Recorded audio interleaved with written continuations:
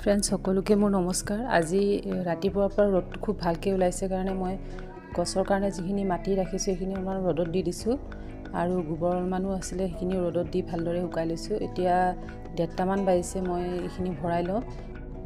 সৰু ল'ৰাটো স্কুলৰ পৰা অহাৰ আগতে মই দুৱাৰ দুখন আছে মোৰ, এটা ডাইনিং ৰুমৰ আৰু এটা ড্ৰয়িং ৰুমৰ। দুটা আজি মই একদম বেয়া হৈ গৈছে দুৱাৰকেইটা, এটা আজি ৰং কৰি দিওঁ। দুৱাৰ দুখন ৰং কৰিবৰ কাৰণে মই অইল পেইণ্ট লৈছোঁ হোৱাইট কালাৰৰ আৰু ৱালপেপাৰ লৈছোঁ। ৱালপেপাৰটো মিডিলত লগাই দিছোঁ মই আৰু ছাইডৰ পিনে মই অইল পেইণ্টটো কৰি দিওঁ।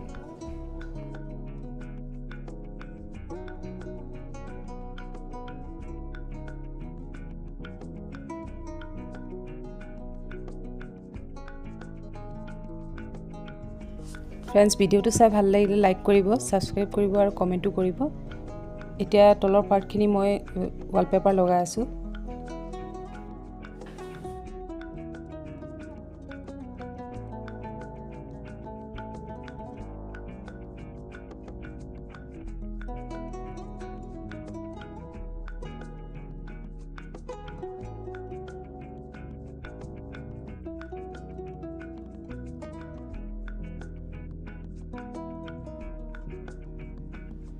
ৱালপেপাৰ এইখিনি থাকি গ'ল, এইখিনি মই পিছত কিবা বেলেগ কামত লগাই দিম।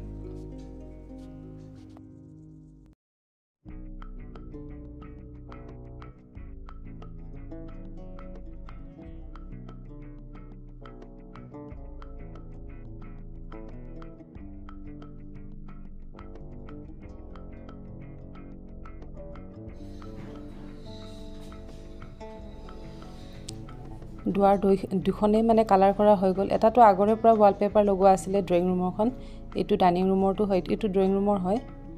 এইটো আগৰে পৰা ৱালপেপাৰ লগোৱা আছিলে, মই খালি হোৱাইট কালাৰটো কৰি দিছোঁ। এতিয়া দুৱাৰকেইটা দেখাত ধুনীয়া হৈছে। এতিয়া ৰাতি 9:30মান বাজিছে, সকলোৱে ভাত খালে। মই এতিয়া বুটল আৰু দুটামান কৰিম বুলি ভাবিছোঁ। মাস্কিন টেপ লৈছোঁ আৰু ফেভিকলত অলপমান পানী ঢালি লৈছোঁ আৰু এইটো ব্ৰাছ লৈছোঁ ফেভিকল কৰিবৰ কাৰণে, ইউজ কৰিবৰ কাৰণে, আৰু ডাষ্ট পাউডাৰ লৈছোঁ। মাস্কিন টেপেদি মই মিডলত দি পেলাই মিডলৰ পাৰ্টখিনি ডিজাইন নকৰোঁ, ছাইডৰ কেইটাখিনিহে ওপৰ টপত আৰু বটমত মই চিলভাৰ ডাষ্ট পাউডাৰখিনি ঢালি দিম মই।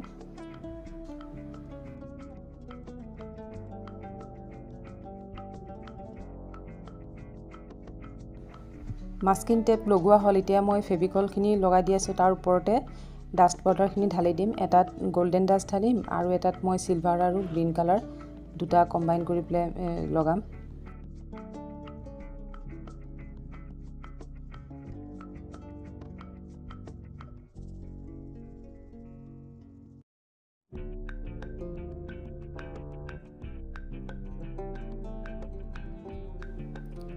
ৰাতি ডাষ্ট পাউডাৰ দি পেলাই বুটলকেইটা মই শুকিবৰ কাৰণে থৈ দিলোঁ।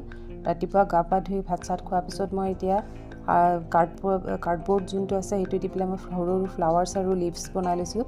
এইটো যোনটো অকল গল্ডেন কালাৰত মই লগাবৰ কাৰণে, আৰু চিলভাৰটোত মই পিষ্টাচেল আৰু জুট ৰ'পেদি ডালকেইটা বনাই দিম। সেইটো জুট ৰ'পেদি গল্ডেন কালাৰ যোনটো ডাষ্ট কৰিছোঁ তাতো মই ডালকেইটা বনাই দিম।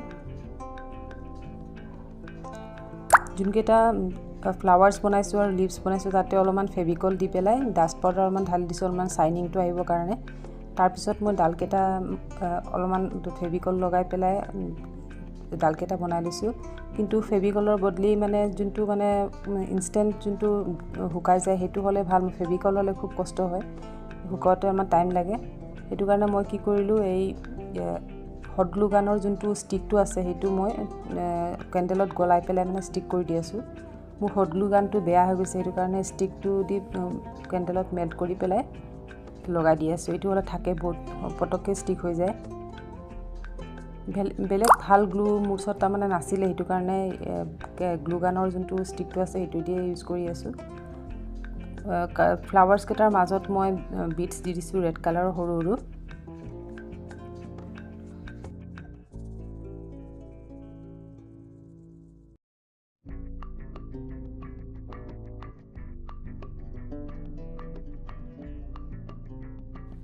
গোল্ডেন কালাৰটো বনোৱা কমপ্লিট হ'ল। এতিয়া মই চিলভাৰ কালাৰত বনাই আছোঁ। মাজত মই মিল্ক কালাৰৰ পাৰ্ল দি পেলাই সাইডত পিষ্টাশেল দি দিছোঁ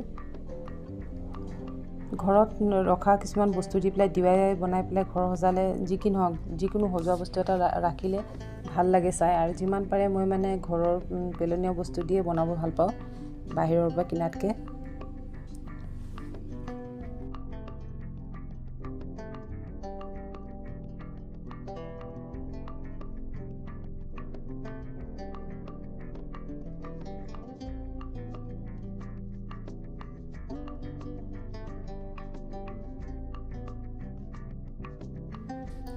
বটল দুটাত আৰ্ট কৰা মোৰ কমপ্লিট হ'ল আৰু মোৰ ভিডিঅ'টো আজি ইয়াতে শেষ কৰিলোঁ